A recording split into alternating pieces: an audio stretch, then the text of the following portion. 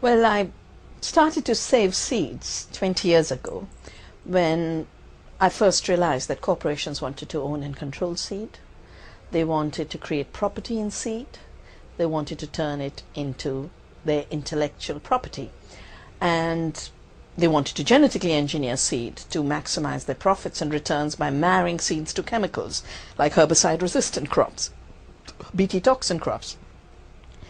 For me, the imperative to save seeds came really from an ethical urge to defend life's evolution, life's diversity, and the freedom of life to reproduce, to multiply, to be able to just be distributed. Because I could see that this would create a new kind of scarcity, which it has. Today, 150,000 farmers in India have committed suicide in areas where seed has been destroyed, where they have to buy the seed from Monsanto and buy it every year at very, very high cost. And that high cost seed is getting them into debt, and that debt is pushing them to suicide. What we've done is create community seed banks, places where we collect and save seeds, rescue them from disappearance, multiply them, and then distribute them according to farmers' needs. And about 40 community seed banks have been created across the length and breadth of India. Places where these have been created, farmers are not in distress, because the biggest cost today is seeds and chemicals. Could you speak in relation to this also about the imperative to, as the industrialized world is realizing we have to go back to the land, the imperative to keep the people who are still on the land.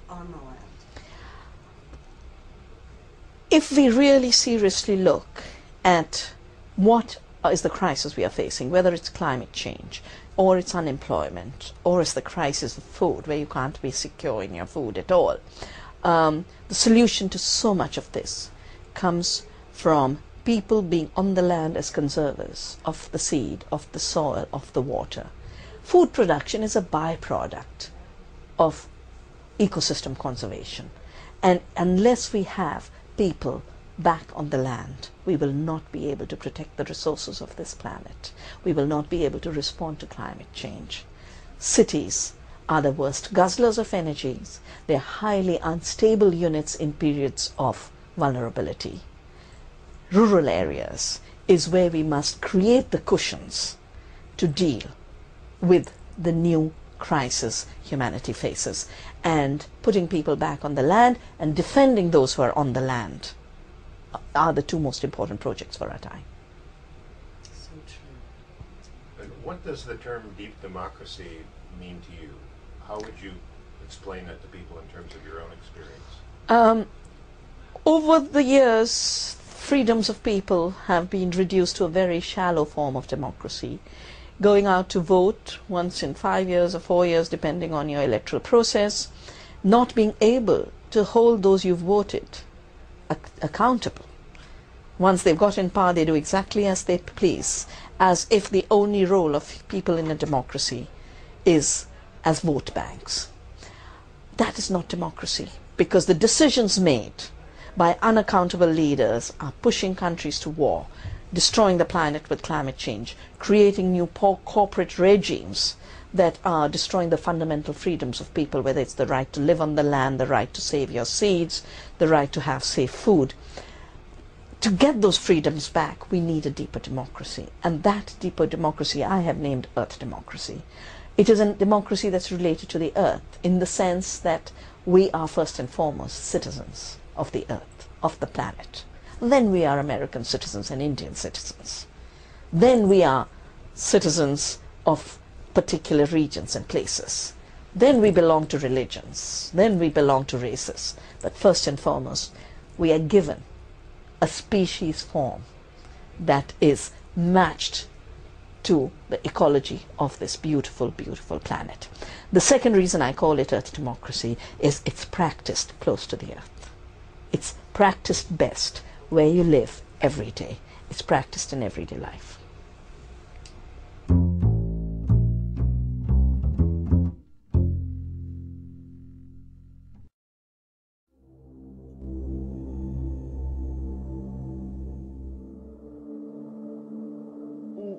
when the peace protest started, and then they culminated in that amazing coordinated expression on 15th of February, two things became very, very clear. First, that citizens are ready globally to be the real alternative to corporate rule. And secondly, they are organized on a world scale, that there is of organizing outside the global marketplace that corporations control. And that is the organizing of civil society on issues of justice and peace and sustainability. Now, at no point in that peace movement was there a separation from the anti-globalization movement. The agenda of anti-globalization and the agenda of peace had become one. And of course, it creates tremendous hope to see that happen. I think what we need to do is, and I keep saying that to my colleagues in the anti-globalization movement, just as the peace movement built on the anti-globalization movement, the next round of taking on free trade, so-called free trade treaties, the NAFTA, the WTO, and bringing back decent governance into our lives, it needs to build on that mobilization for peace. I have been part of mobilizations in India against the WTO, beginning with before the WTO came into being, 1993, 500,000 farmers I organized on the streets of India to tell our government, these treaties are going to destroy our lives, do not sign on.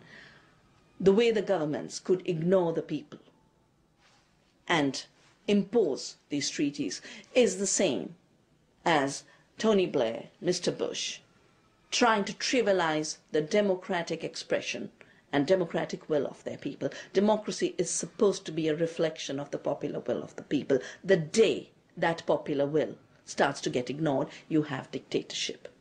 You might still call it creating democracy elsewhere. But the experience of democracy is leaders reflecting what their people want. And any leader who abuses that cannot be called a leader of a democratic society. They can be called hijackers of power in the name of democracy.